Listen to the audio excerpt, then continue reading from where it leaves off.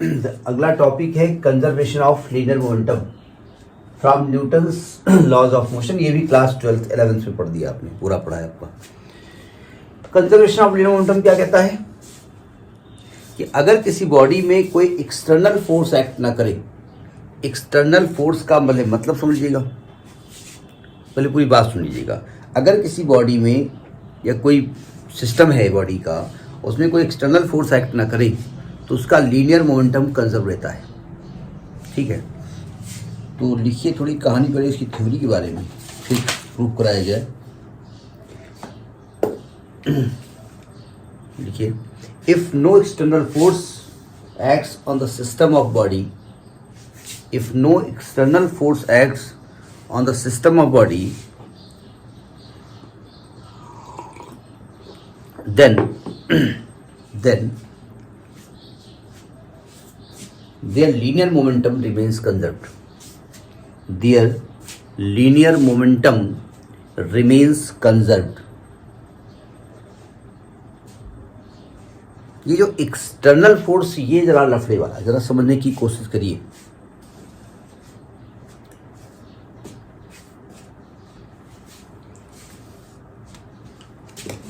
आप स्कूल में class 8th में हैं, 8th वाले बंचर ज़्यादा होते हैं इसलिए हमने कह दिया, बड़े क्लास में वाले नहीं करते हैं। और कॉरिडोर में लंच के समय दौड़ते दौड़ते जा रही हैं और सामने से भी एक लड़की इधर से आ रही हो, तो थोड़ा मोड़ है, देखा नहीं, आपस में टकरा गई, क्या होगा? कुछ नहीं होगा, कुछ नहीं होगा। हाँ, दोनों उठने के बाद क्या रिएक्शन होगा? 3 प्रकार के रिएक्शन हो सकते हैं। अगर वो आपसे ज़्यादा सेहतमंद है तो आपको डांट, गलती उसकी है लेकिन डांटेगी आपको, लेकिन आपस में डांट के एक दूसरे से बैलेंस कर लेंगे, ये आगे सॉरी कर देंगे। ठीक है, ये जो आपस में टक्कर से फोर्स लगा, ये है इंटरनल फोर्सेस। ये क्या है? ये आपस में बैलेंस हो जाते हैं। अगर दो बॉडी टकराई आपस में तो ये आपस में जो फोर्स उन्होंने ट्रांसफर किया, ये इंटरनल फोर्स है। लेकिन मान लीजिए आप दौड़ते हुए जा रहे हो, किसी बीच में लत्ती लगा दी, या किसी मेज पे बहुत सारे पार्टिकल मूवमेंट कर रहे हैं और वो टकराएंगे, इधर जाएंगे, ठीक है, और हमने हिला दिया मेज को, तो ये एक्सटर्नल फोर्स है। मतलब बॉडी के टकराने से अंदर एक दूसरे के ऊपर जो रिएक्शन लगता है, रिएक्शन फोर्स, वो इंटरनल फोर्स है। तो उन्होंने कहा अगर किसी बॉडी में एक्सटर्नल फोर्स कोई एक्ट ना करे, ठीक है, इंटरनल बैलेंस हो जाते हैं एक दूसरे को, सॉरी बोल करके, ठीक है, या ऐठ करके देख के चला करो, तुम भी देख के चला करो, मुंह तोड़ दिया, हम तुम्हारा मुंह तोड़ दिया, कुल मिला करके 1-2 मिनट का वो चौ होगा। अगर कोई है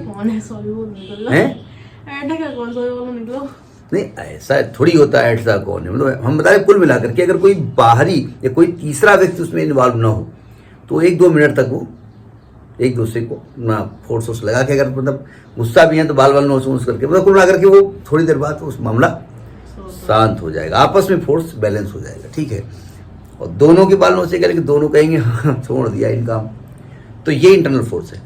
लेकिन बाहर से कोई फोर्स लगे तो एक्सटर्नल होता है। तो अगर कोई एक्सटर्नल फोर्स एक्ट ना करे तो बॉडी का मोमेंटम कंजर्व रहता है। तो उन्होंने हेडिंग क्या डाली है? From Newton's laws of motion. यानी आपको इस नियम को प्रूव करना है by Newton's first law of motion as well as by Newton's second law of motion, दोनों नियम से इसको प्रूव करना है। ठीक है, तो देखिए, तो पहले हम प्रूव करने जा रहे हैं, पहला प्रूव करने जा रहे हैं by Newton's first law of motion, Newton's first law of motion.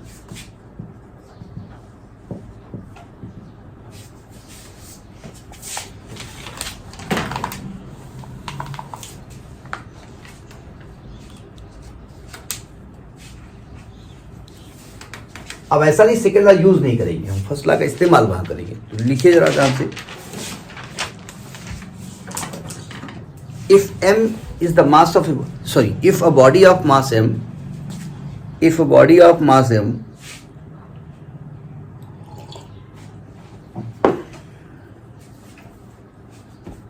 is moving with velocity v,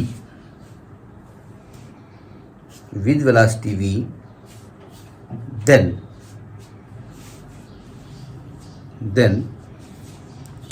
the linear momentum of the body is given by p is equal to mv. Newton first and second law लिख लीजिएगा, first and second law दोनों यहां apply हो जाएंगे। P is equal to mv, ठीक है। The force on the body, force on the body क्या होगा, F इज इक्वल टू क्या होता है, dp बाई dt, होता dp बाई dt ही है, इसकी वैल्यू प्रूफ होकर के ma निकलेगी, ध्यान रखिएगा। वेक्टर फॉर्म लिखना चाहो तो वेक्टर फॉर्म लिख लीजिएगा। तो F is equal to d by d t of, इसको लिखेंगे mv, F is equal to m, ये हो जाएगा dv बाई dt।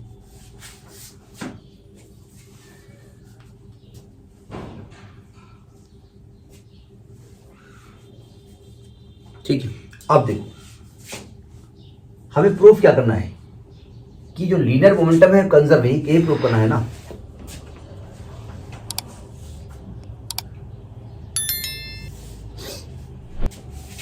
यहां तक ना पहुंचिए आप, यहां तक ना पहुंचिए आप, यहीं पे रहिए। If F is equal to 0, F मतलब लीनियर मोमेंटम, उसको बाद में लिखेंगे, देन क्या मैं कह सकता हूं dp by dt is equal to 0। और rate of change of momentum 0 क्या बताता है कि p इज कांस्टेंट, और p बोले तो mv, यानी mv इज कांस्टेंट। और mv कांस्टेंट में क्या चीज कांस्टेंट है, m तो वैसे भी कांस्टेंट रहती है, यानी कहते हैं v is constant, v is constant. ये तो प्रूफ करना है, न्यूटन्स क्या लॉ क्या कहता है, यहीं पे आप रूप हो जाए, p इज कांस्टेंट। लिखो कहानी जा, थोड़ी नोट करिए इसको,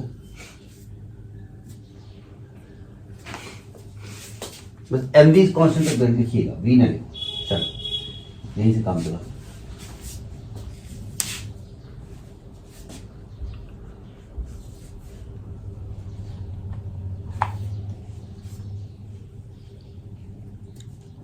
लिखिए 10 if no force acts, 10 if no force acts then the linear momentum remains conserved, then the linear momentum remains conserved.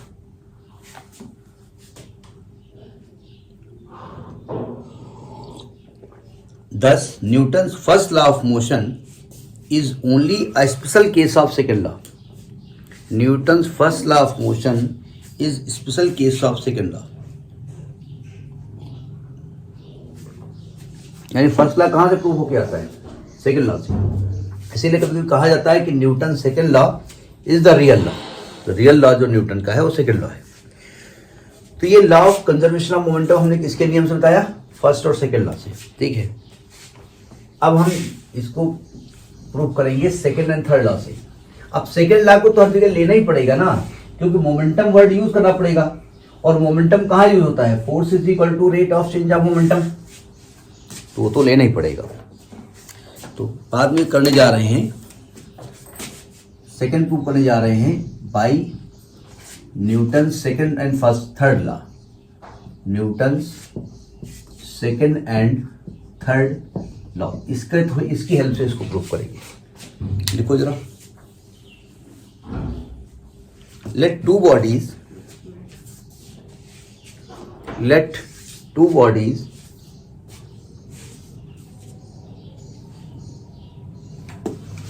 bodies of mass m1 and m2,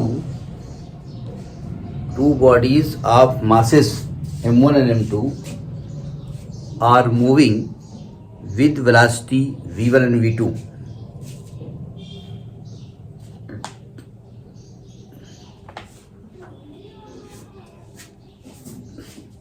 interact each other,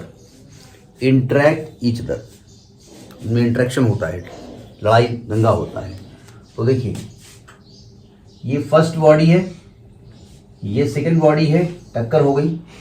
ये m1 मास की है, ये m2 मास की है। m1 ने m2 पे force लगाया, F21 लिख सकते हो, हमने कहा अपने हिसाब से, ऐसा नहीं मैंने F21 लिखा है और किसी बुक में F12 लिखा है तो बोले देखो चुतिया बना दे, माशा गलत लिखवा रहा है। हम कह रहे हैं force on two due to 1, और वो अगर F12 लिखेंगे तो लिखेंगे फोर्स बाय 1/2, तो दोनों बातें सही है। और 2 ने 1 पे फोर्स लगाया F12, ठीक है, क्या लिखा, दे इंटरेक्ट ईच अदर, तो फोर्स ऑन 2 बाय 1, ये क्या लिखेंगे F21, और फोर्स ऑन 1 बाय 2 क्या लिखेंगे F12। By Newton's third law of motion, by, ये जो आपस में टक्कर हो रही है एक दूसरे फोर्स लगा करके एक दूसरे को समझा बुझा लेंगे, सॉरी गलती है तो हमारी नहीं तुम्हारी थोड़ी थी, ठीक है। Newton's third law of motion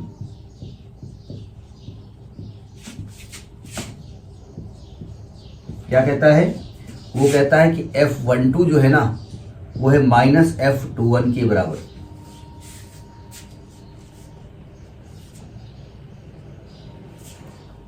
या हम कह सकते हैं F12 plus F21 is equal to 0। अब जरा देखो ध्यान से, अगर अगर अगर अगर इन भाई साहब में फोर्स लगा है वह M1 में, तो M1 की वेलोसिटी चेंज हुई होगी, ठीक है, मोमेंटम चेंज हुआ होगा, तो लिखिएगा F12 इज इक्वल टू, किस पर फोर्स लग रहा है 1 पर, तो वेलोसिटी किसकी चेंज होगी, अच्छा फोर्स 1 पे लगेगा, चेंज 2 पे होगा, हाँ मतलब मार खाएगा 1 रोएगा 2, तो इसको मैं कह सकता हूं d/dt ऑफ P1 कह सकता हूं ना, यानी इसको मैं कह सकता हूं d/dt ऑफ P बोले तो P1 बोले तो M1 V1 ऐसा लिख सकते हैं। इसको लिखा जा सकता है, ये सब मोमेंटम सब वेक्टर में लिख दीजिएगा, M1 d/dt ऑफ V1, ये लिख दिया। और F21 जब लिखेंगे तो हमने ये कहा क्या, ये फोर्स ऑन 2, तो मैं इसको लिख सकता हूं d/dt ऑफ P2, जिस पर फोर्स लगेगा उसका मोमेंटम चेंज हो रहा है, d/dt ऑफ M2 V2, यानी M2 बाहर कर सकते हैं, d/dt ऑफ V2 ऐसा लिख सकते हैं। अच्छा, Newton's third law of motion से भी हमने प्रूफ किया, हमने बताया, प्रूफ नहीं किया, बताया, as F12 plus F21 is equal to 0 आपने बताया। F12 बोले तो d/dt ऑफ F12 बोले तो dP1/dt plus d/dt of P2 बराबर 0, ये आपने कहा ना, d/dt आप कॉमन ले लो, ये हो गया P1 plus P2 is equal to 0। Rate of change of this whole momentum is 0 क्या प्रूव करता है, ये प्रूव करता है कि P1 plus P2 is constant, ये तो प्रूव कर दिया आपने।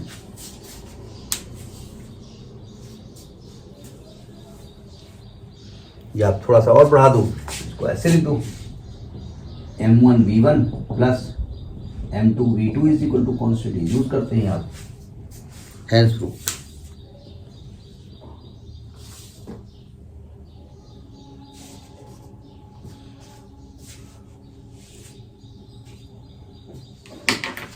ठीक, तो ये आपका कंजर्वेशन ऑफ लीनियर मोमेंटम है, ये क्लास 11th में भी था और छोटे क्लासेस से हम डायरेक्ट पढ़ते भी आ रहे हैं, ठीक है, नोट को